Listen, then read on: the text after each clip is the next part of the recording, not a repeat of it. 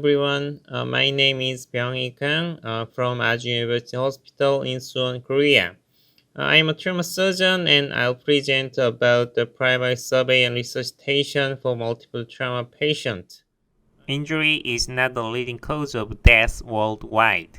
However, injury is the major cause of death in young adults and children in worldwide. This graph shows the timing of trauma deaths. In trauma field, not only mortality is an important indicator. To do that, find the most dangerous factor in A, B, C, D, E and treat it first. Unlike other disease, trauma patient could be defined with the time of accident. Cervical spine protection is also important. Second is breathing problem. Normally,